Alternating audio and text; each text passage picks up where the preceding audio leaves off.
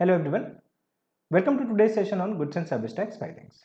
Today we are going to see a live example of filing of GSTR-3B return.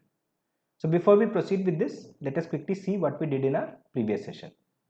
So in our previous session, we learned about the offsetting of final output liability against the available input tax credit and the cash ledger. We also learned about the different type of ledgers that are maintained on the GST portal, like electronic liability ledger, which maintains the outstanding liabilities. Then the input tax credit ledger, that is ITC ledger. It maintains the input tax credit available to the taxpayer at a particular point of time, and the cash ledger that contains the detail of available cash balance in the wallet of GST portal. So let us now proceed with today's session.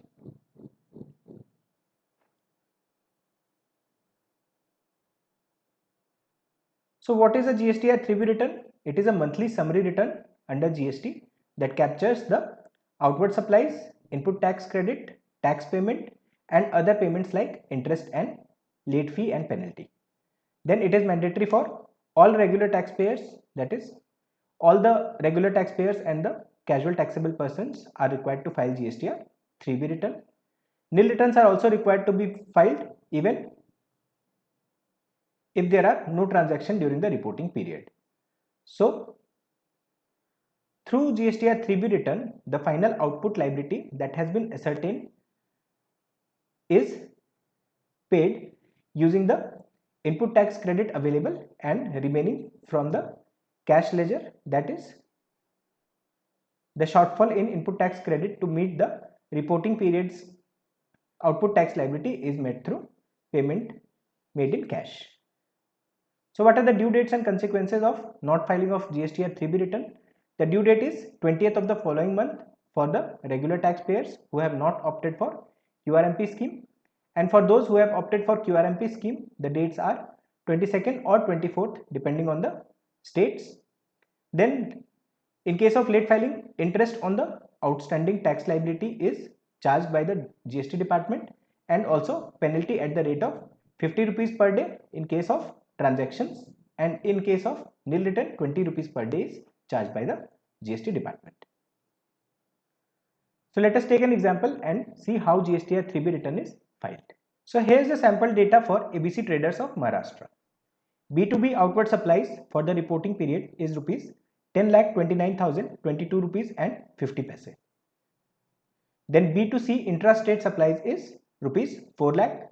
B2C interstate supplies are nil, and eligible input tax credit is 2,29,928 rupees 7 paise under CGST head and 2,29,928 rupees 7 paise under SGST head. There are no input tax credit under the IGST head. So to file the GSTR-3B return, first we have to log into our GST portal using our login credentials. After logging in, we have to go to the return dashboard, and then we have to select the file return option. Then we have to select the financial year, quarter and the period of return. Next we have to prepare GSTR-3B return online, that is we have to click on the GSTR-3B prepare online option. So the system will auto-populate all the data in GSTR-3B return from the GSTR-1 return that has been filed.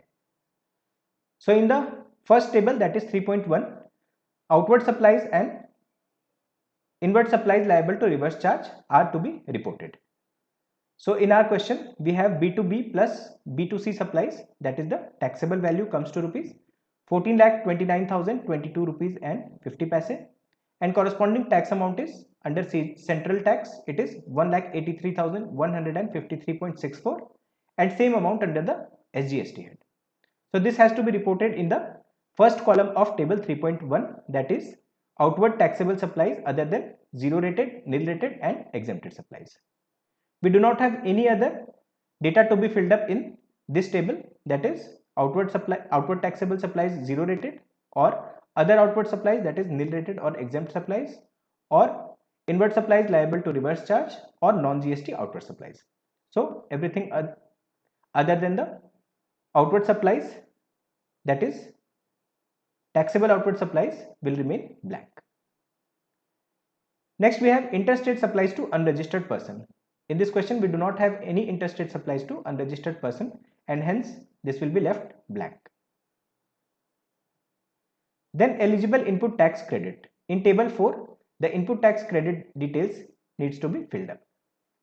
This table gets auto populated from GSTR-2B of the taxpayer.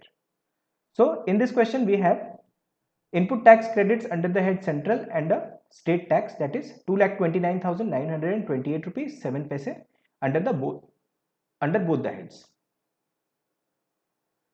There are no reversal as per Rule 38, 42 or 43 or any other reversal due to non-payment within 180 days or for any other reasons.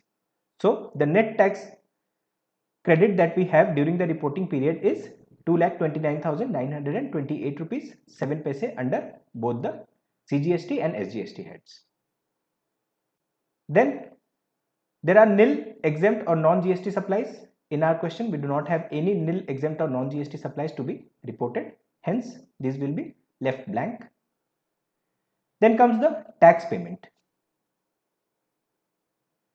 Here we can see in the cash ledger balance we do not have any balance appearing in the cash ledger balance tab. So we do not have any sufficient cash amount to discharge the liability. Then we have the bifurcation of taxes paid through input tax credit, and in this side it will appear taxes paid using cash. So our CGST liability is rupees 1,83,154 and our SGST liability is 1,83,154. This will be met through input tax credit as we have sufficient input tax credit to pay off the liability. So it will be used as rupees 1,83,154 rupees will be paid through central tax input tax credit and the same amount through state tax input tax credit. So this way our liability will be discharged. Next are the interest and late fee component. So in this question we do not have any interest or late fee as our previous return was filed on due date and there was no delay. So this table will also be blank. Then final submission steps. Click on the preview draft 3B GSTR-3B tab. A preview will be generated. We can cross check the entire data from the PDF file that will be downloaded upon the preview. Then we have to proceed to file and file the GST return using DSC or EBC. Finally ARN will be generated and will be sent to the mail and SMS and through SMS. Then we can also check the ledgers. We can navigate to services, ledgers and electronic cash and credit ledger to finally see what are the available balances in our cash and credit ledger. Then we can confirm the input tax credit used and the cash paid through the cash ledger and the input tax credit ledger. Then we can file the downloaded return.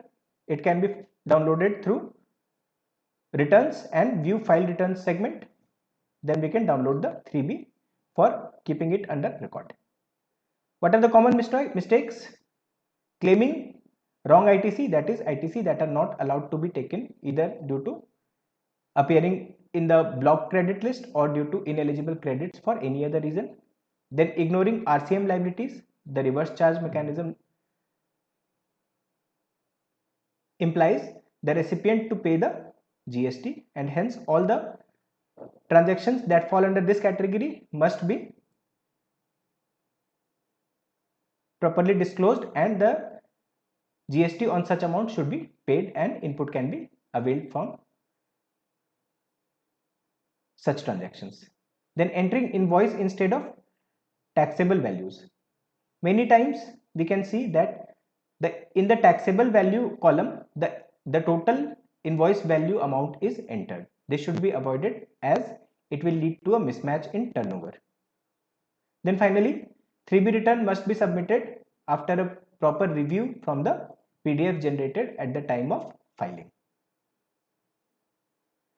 So to summarize this, use correct data for outward supplies, that is outward supplies entered in GSTR1 return must be carefully verified and then only entered in the GSTR1 return, because modification in GSTR-3B is not allowed. Then claim eligible ITC only. Ineligible ITC should not be claimed, or if it has been claimed inadvertently, then it must be reversed in the subsequent month. Then file before due dates. The due dates must be duly complied with, and the returns must be filed within the due dates to avoid any interest, penalty, late fee and notices from the department. Then always preview the returns before submission and have a careful look of the entire data that are appearing in the PDF generated before filing of the return. So overall, this is the summary of how GSTR-3B return is filed on the GST portal. Now let us have a live example and see how GSTR-3B return is filed on the GST portal. Here we have logged into our account and we have to then navigate to returns and return dashboard. Here we have to select the period, that is May, and search. So here we can see GSTR1 return has already been filed, but GSTR3B return is yet to be filed. So let us select GSTR3B return.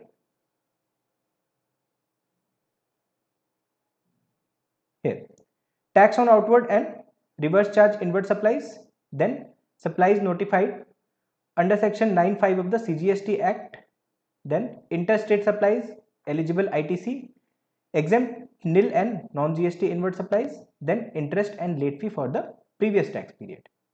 So let us see the tax on outward and reverse charge inward supplies. So for the reporting period, that is for the month of May, we have outward taxable supplies amounting to rupees 1,01,200 and the corresponding tax amount is 9,108 rupees under CGST and 9,108 rupees under SGST. So this amount has been auto-populated from the GSTR1 return. So let us see GSTR1 return once. We have to navigate to services, then returns, then return dashboard. Here we have to select May month. Here is GSTR1 return. We can see the summary here. This is 1,01,100 rupees, 1,01,200 rupees, that this is appearing in the GSTR-3B return. So let's go back to GSTR-3B return.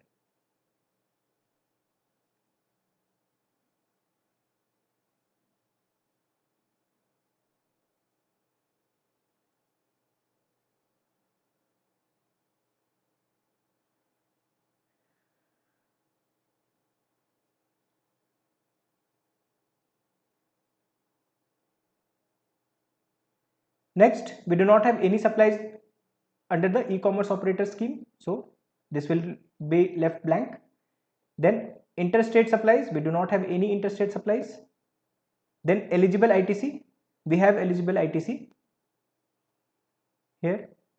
Under all other ITC, we have 10,029 rupees 50 paise under CGST and 10,029 rupees 50 paise under SGST.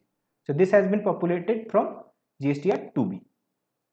No reversals, and hence our net ITC is 10,029 rupees 50 paise. So let us confirm this. Then we do not have any inward supplies that relates to nil, exempt rated or non-GST supplies.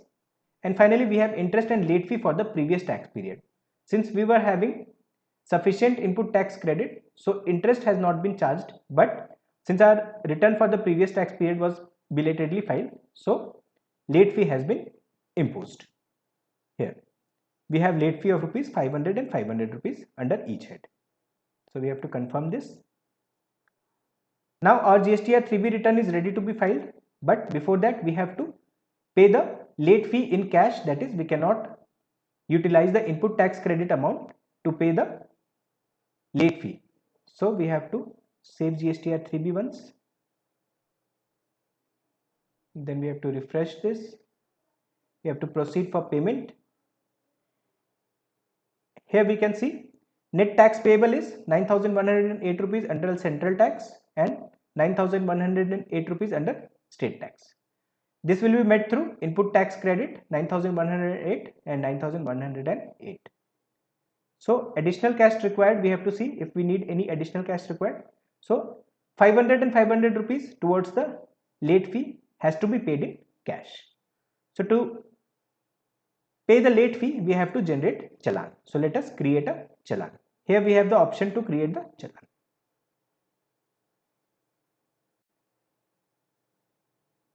So we need to pay off rupees 1000. So we will make the e-payment and we will generate challan. Then we will make the payment using the options. We have preferred banks option, then net banking option, debit note, credit note or UPI. So we will pay the amount through net banking option and then we have to select the bank.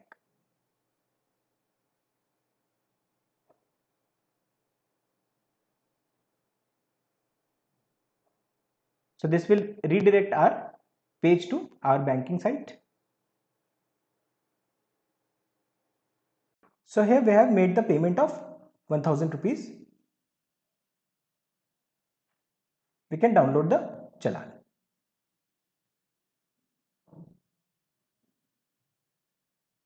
So again we have to go to the return dashboard.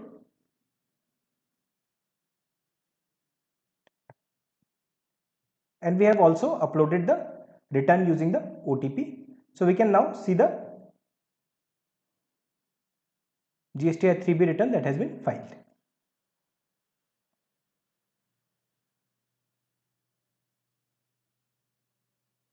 So this is the payment of tax tab. We have paid the taxes using here. We have utilized the input tax credit amounting to 9,108 rupees under both the heads to meet our output tax liability. Here we have late fee payable rupees 500 and 500. We have paid the late fees of rupees 500 and 500. Then we have to click on this make payment and post credit to ledger tab. Upon clicking this tab, the offset will be successful since no additional cash is required and our liability is met. Then we have to proceed to file and we have to submit the GSTR-3B return using our DSC or the OTP.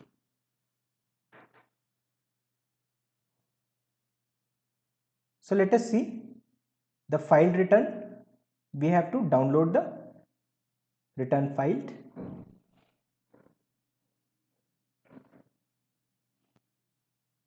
And we will see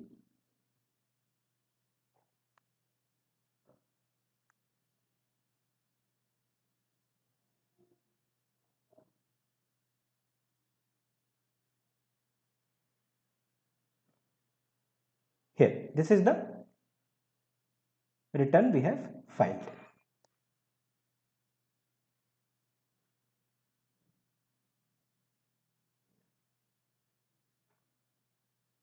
So this is for the period May.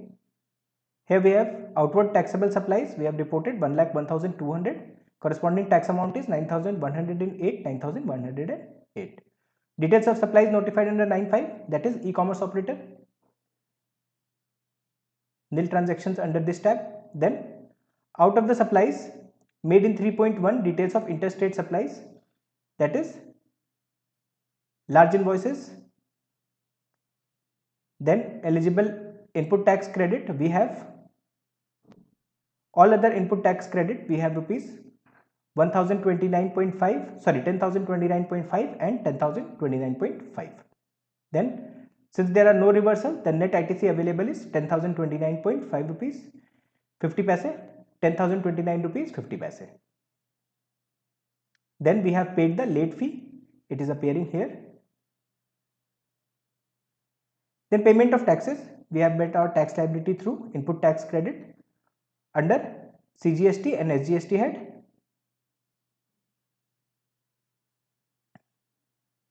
And finally, we have submitted the return using EBC.